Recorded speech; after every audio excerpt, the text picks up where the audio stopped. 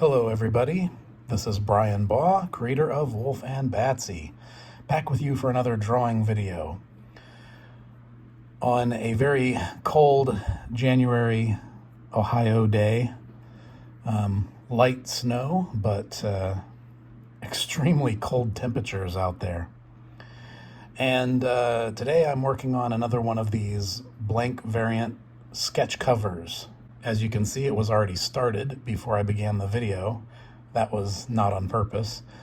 This was one that I was already working on, and I got Batsy drawn in pencil, and then it occurred to me, hey, you know what? I haven't made one of those drawing videos in a little while. I should use this for a drawing video. So I thought it'd be fun to go ahead and lay in the background with the pencils on camera. The idea being Batsy sitting there looking all cute, but she's in the middle of a hideous, horrible, disgusting, sludgy mud pit full of bones.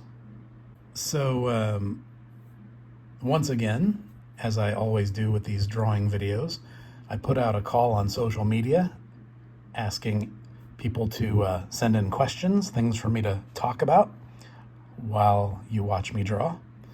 And got some interesting questions here. So let's go through those. First question comes from WNR on Twitter. WNR, that's weaponized nerd rage. This guy has been a cheerleader for my Wulf and Batsy comics for a long time, going all the way back to my self-publishing days. He was one of those really cool guys that would just occasionally, randomly, just speak up on Twitter to say how much he liked the book and get other people to look into it. And readers like that are just invaluable, because that is always the best advertising for a comic book, is word of mouth. And I really appreciate Weaponized Nerd Rage, because he's always been someone who has gone out of his way to do that for Wulf and Batsy many times. And he sends in this question. What are your top 3 personal favorite monster movies? Oh, I don't know. Whichever one I watched last. That's usually my answer to that question. I'm terrible at answering questions like that. I mean, off the top of my head, I could say The Wolfman, The Howling, and Return of the Living Dead, because of the Tar Man and all those great zombies in that film. But then, as soon as I say that, then I immediately go, oh, wait a minute, what about Creature from the Black Lagoon? What about Frankenstein?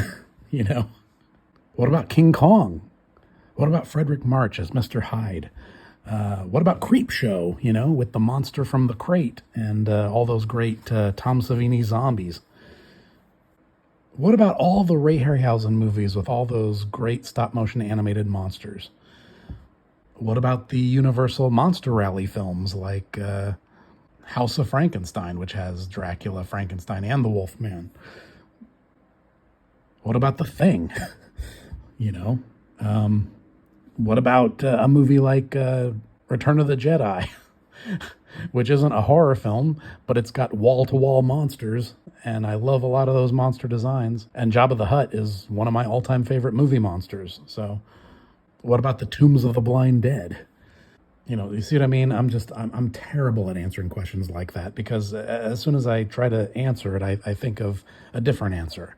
I don't know. I don't have a favorite monster movie. I just love them all for different reasons. Sorry for my terrible answer. But a question like that, for me, it's just too broad, Sorry, Weaponized Nerd Rage. Let's move on. Average Aaron on YouTube asks, do you believe in any real-life monsters or cryptids? You know what? I actually really do believe that there's something to the Sasquatch legend. Because if you read up on this and you go back, and there's a lot of books that have compiled these reports, but there are reports from like old newspapers from like way back in the pioneer days People who had no connection to each other, people who didn't even know each other existed, settling America in all different states, making reports of Sasquatch-type creatures that they would encounter or witness, and they would give descriptions that were surprisingly consistent with one another. So I tend to think that Sasquatch may have been a real thing that really existed. Now, what was it exactly? Was it some kind of missing link? Was it some kind of unknown primate? Was it a Nephilim-type creature like described in the Bible? Was it a strange race of savage human, or was it some kind of upright bipedal ape? Was it a descendant of Gigantopithecus? Who knows? It's fun to wonder about it and speculate on it, but there are just so many reports of those creatures fitting that same description, and the descriptions are so consistent in those old reports from the pioneer days. That I find that more compelling in terms of evidence than any film footage. So I think it was probably a real creature that really did exist back then. Now, is it still around? I don't know. Maybe it was something that lived back then, but it's gone extinct in the decades since. Or maybe there are a few straggling survivors of that race of creatures. I don't know. But I hope that in my lifetime, some sort of definite evidence is captured and it gets proven one way or the other, because Sasquatch is a subject that I've always been fascinated with. Sasquatch was hugely popular when I was a little kid. The famous film of a Bigfoot shot by Roger Patterson, the famous Patterson film of the Bigfoot walking through the woods that you always see. I think that was filmed in like 1967, and I was born in 1972. So I was, having my early childhood years at a time when the sort of craze of information about that was still kind of fresh in the media. And so, they put Sasquatch in The $6 Million Man, and there was a show called Bigfoot and Wild Boy that I loved when I was a little kid. And there were lots of Bigfoot books in my elementary school library. It was a very popular subject when I was a kid, so I've always been fascinated with Sasquatch, and I'd love to find out the real truth about that sometime in my lifetime. Philippe, is it knock or nook? I remember you asked a question on my previous video, and I asked you how to pronounce your name, and now I forget. I apologize. It looks like Philippe Nook, but for some reason I think it might have been Philippe Nook. Forgive me. We'll get it right next time. Anyway, Philippe asks, any new merchandise on the horizon? I dug the shirts. Referring, of course, to merchandise related to my Wulf and Batsy comics, and the t-shirt that we did around this time last year, I believe it was. I might have some merch coming up on the campaign that I'm going to launch to crowdfund Wulf and Batsy issues 10, 11, and 12. There is something new that I'm working on in terms of merch.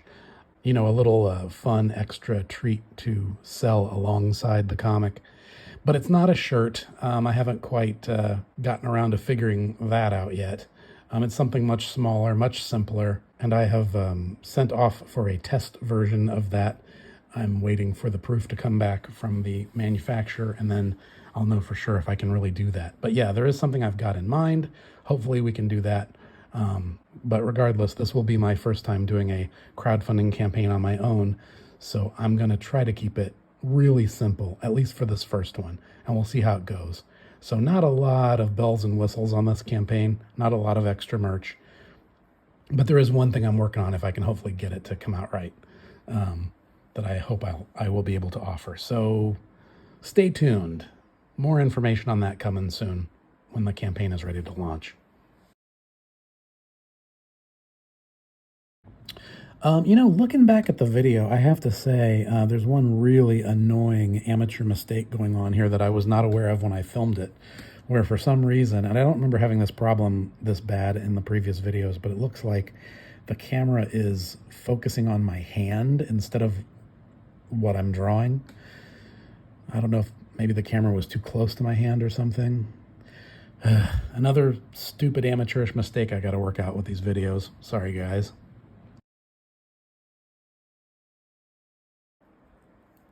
John's Longbox on Twitter sent in some questions.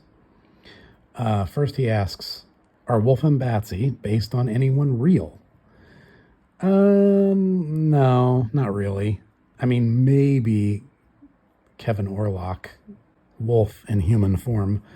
At the time I created the comic, maybe he was a little bit autobiographical. You know, sort of my fantasy, what if I was a werewolf kind of idea. And then drawn to look a little bit like my 24-year-old self. But not really based on me or anybody else in particular. And Batsy, no, she's not really based on anyone real. It's not like I knew someone and said, oh, I'll draw her as a comic book character. No, Batsy was really purely from my imagination. I might have taken a little bit of inspiration from the actress Jill Banner from the movie Spider Baby, which I'd seen shortly before I created Wulf and Batsy, and I really liked that actress's performance in that movie. And when I saw the movie, it made me think someday I'd love to draw a comic book character just like her. And then when I came up with the idea for Wulf and Batsy, I thought, oh, that'd be cool to draw a vampire girl who kind of has some of that Jill Banner energy. And so in the early Wulf and Batsy comics, I did draw her to sort of, have some of the same kind of body language and poses and just overall demeanor. But I wasn't trying to draw her to look just like Jill Banner or anything like that.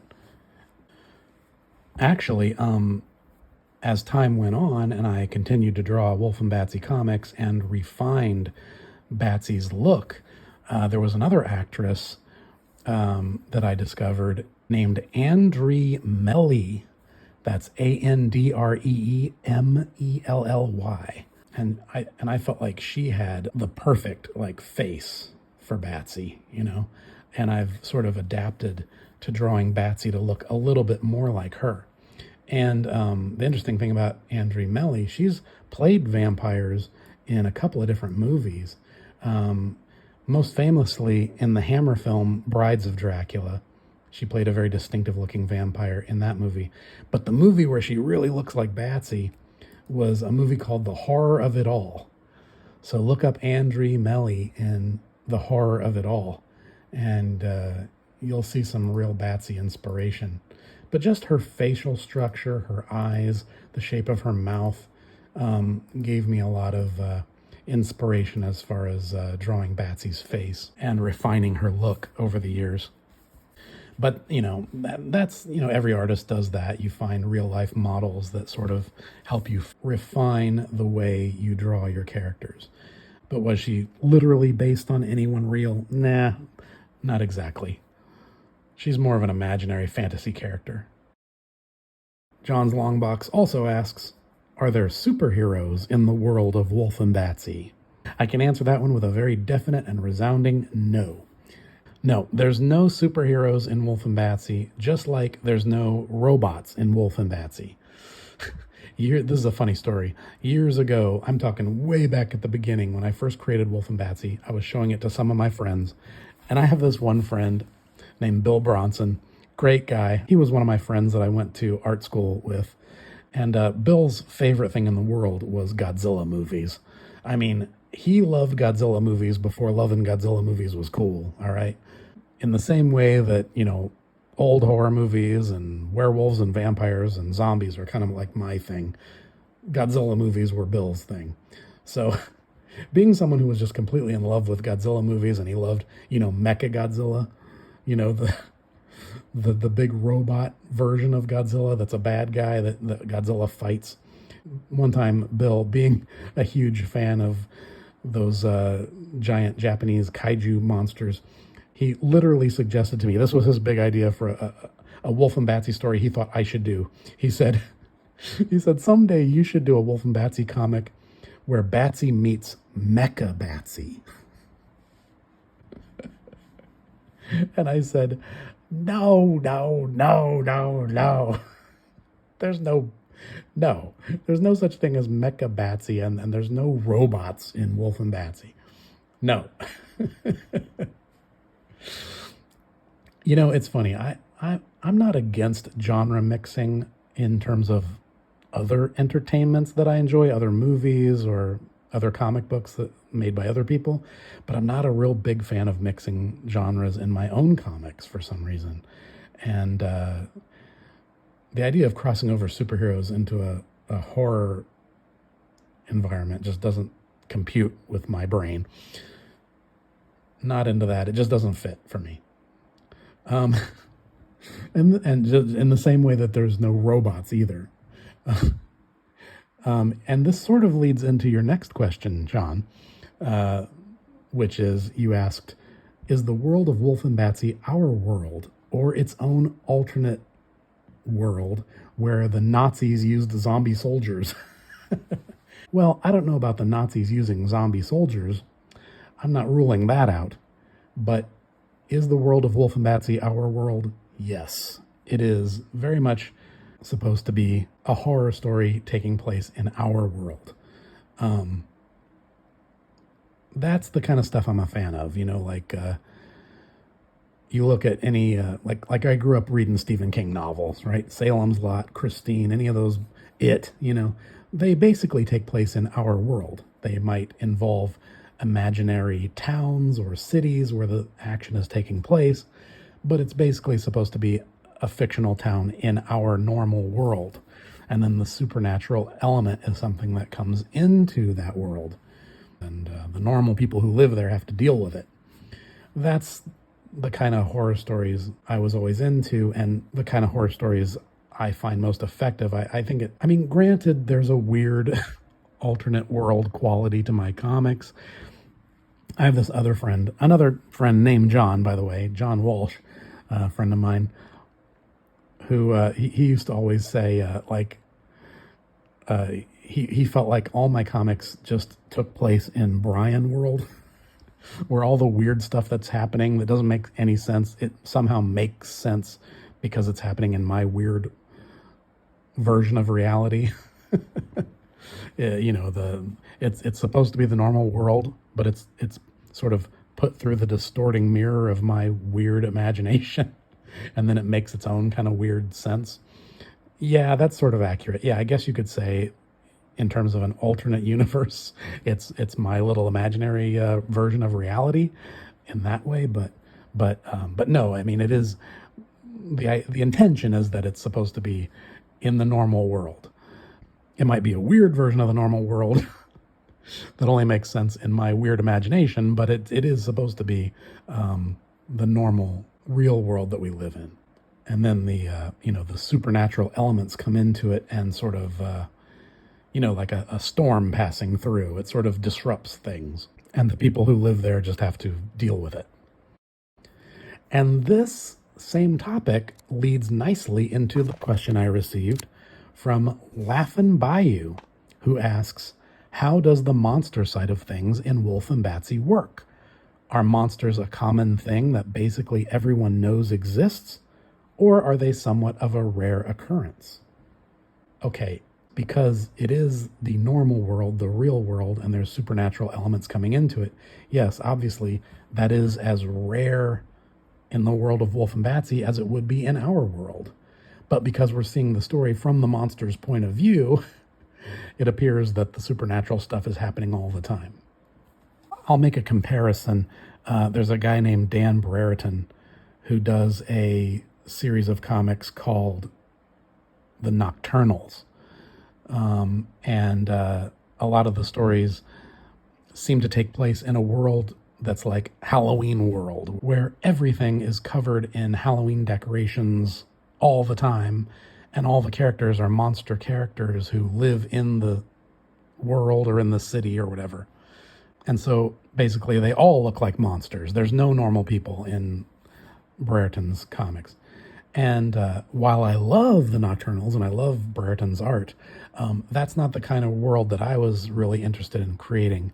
Yeah, I wanted to do stories from the monster's point of view, so you're always with the monsters, but the monsters are having an adventure in the environment of the normal human world. So the normal humans who form the mass population in this normal world are not aware that monsters exist. Many of them don't believe in the supernatural, just like many people in our world don't believe in the supernatural. So, from their point of view, yeah, monsters and the supernatural is a very rare occurrence.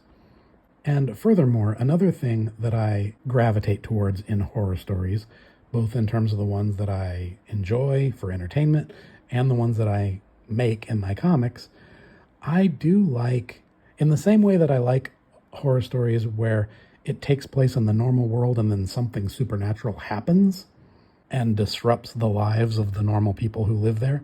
In the same way, I also like horror stories where when the monsters have been vanquished, or when the monsters move on, or when the supernatural elements have played out, the evidence of those monsters having been there, the evidence of the supernatural events having occurred, is covered up so that it continues to be unknown to most people who live there. And if you look at most of my Wulf and Batsy comics or most of my stories, if the supernatural is occurring and there are people who live to tell about it, it's happening in a very isolated place where the stories those people are going to go on and tell other people could be easily dismissed as mass hysteria or just a hoax or whatever. But a lot of times in my stories, I tend to get rid of most of the witnesses. People die. People get killed by the supernatural elements. Rarely is anyone left alive to tell about it. Or again, if they are, there's too few of them for the story to be widely believed or accepted if they attempted to tell it. So yeah, in most of my stories, you'll notice that there tends to be a lot of destruction at the end. All traces of the supernatural events tend to get covered up or wiped out, or destroyed in an explosion, or buried in collapsing rubble, or drowned in the quicksand, or whatever, or burned up in a fire, or whatever it is. But I prefer to leave no witnesses and no evidence. I guess I just sort of like the idea of the supernatural being this thing that comes in, and then once it's vanquished, the normal world goes back to normal. I got a couple questions in the email. Morlock Johnson, great name. He asks, do you sell original Wulf and Batsy pages? Oh, I get this question a lot. And I'm sorry, the answer is no. I actually don't sell my original Wulf and Batsy comic pages. And there's a couple reasons for that. Number one, probably because I'm just a little bit weird and a little bit possessive, so I don't like to sell the actual story pages from the comic or the covers. But there's also another reason, a practical and maybe a little bit paranoid reason why I don't sell the original story pages or covers, because some years ago I saw a thing on social media where a name comic book creator, an indie comic book creator from the 1980s, someone whose book I remember seeing in comic shops in the 1980s, was on social media saying that some publisher wanted to put out a big giant omnibus book of all of their comics, including the comics they did back then in the 80s. And so the comic book creator was putting out this call to action to all of their fans saying, hey, I've basically sold all those pages from all those old issues of my comic book series over the years. This big publishing company wants to do this really nice, high quality omnibus collected edition, but they want to scan from the original pages to get the highest image quality possible. So they were desperately reaching out, almost a cry for help, just to anyone out there who might have bought the original pages from this series in the past and might still have them, and asking any fans who had bought their original pages to please ship them in and so that they can be rescanned for this special omnibus collected edition. And I remember reading that and I thought, yeah, gosh, I mean, in the 1980s, the 1990s, nobody could have predicted the way the printing technology has changed over the years. Back in the 80s, it was all real printing with real printing presses and steel plates and all that kind of stuff. Nobody could have predicted the invention of Photoshop and digital files and all these things the way it's done now. So, of course, who could blame them for selling their original pages way back when?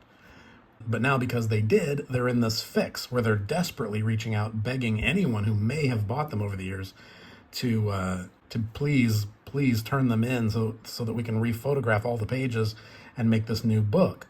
An omnibus book. Like reprinting. Who knows how many issues? So who knows how many hundreds of original pages they were trying to reacquire? And when I read that, it just chilled me to the bone because I thought, yeah, I mean, you can't predict how technology is going to change. And, right now it's the standard that all of us artists have like high quality scanners in our home, and we can do digital printing and we can do print on demand and all these things. But if the technology can change that much before, who's to say it could change that much again? And I just can't help thinking, if I was ever in that situation where some big publishing company wanted to put out a really nice, high-quality omnibus and they needed to use the original pages and I didn't have them all, I mean, that'd be kind of a nightmare. So, maybe I'm being overprotective or paranoid or who knows what, but it just feels to me like better safe than sorry. Better to have those pages and not need them than need them and not have them. So, I've sort of vowed to hold on to any original page artwork that has to do with the actual story material or the cover illustrations. Now, that said, I do still sell original Wulf and Batsy artwork, but in the form of original art commissions. So if you're interested in buying or owning an original piece of Wulf and Batsy artwork by me, just reach out to me at my email address, bryanbaugh@yahoo.com. It's all one word, all lowercase letters, bryanbaugh @yahoo.com. And I can send you all my information, sizes and prices, and we'll figure something out. I do that all the time. I do original drawings of Wulf and Batsy and for clients as commissions all the time. So, just reach out and ask me. But nope, you're not going to get my story pages out of me. I'm holding on to those forever, just in case. And I have one more question here. Squatront V17. Another good name.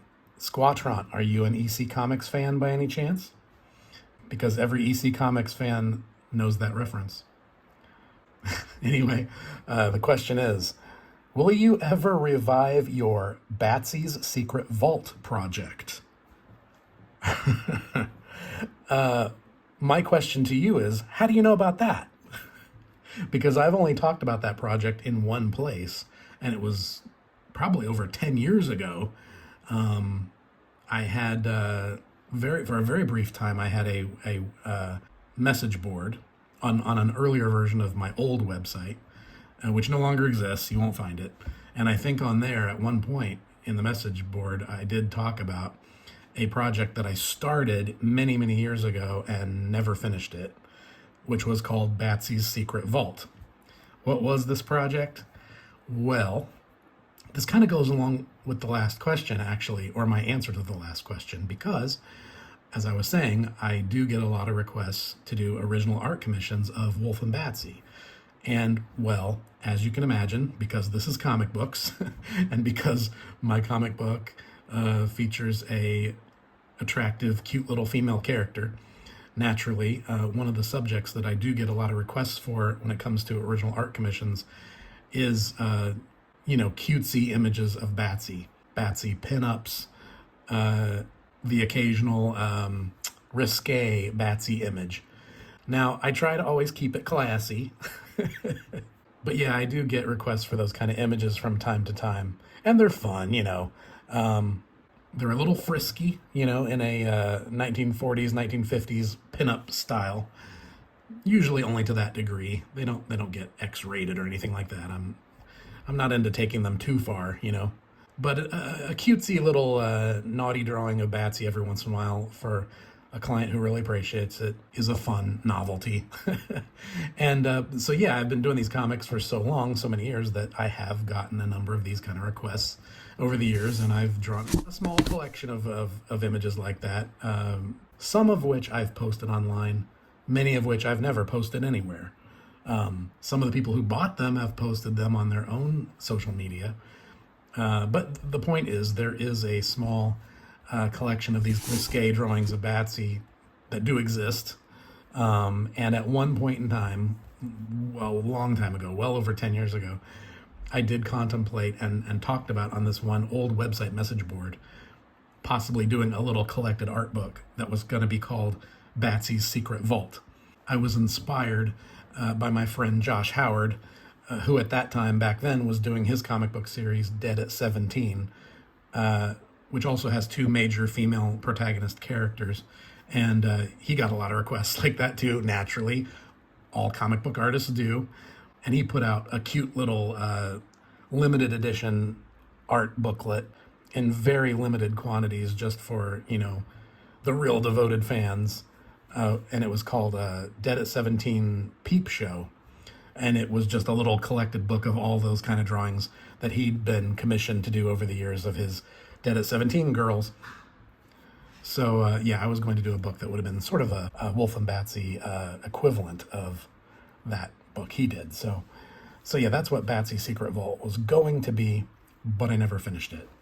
So will I ever revive it? To answer the question, maybe one of these days. We'll see.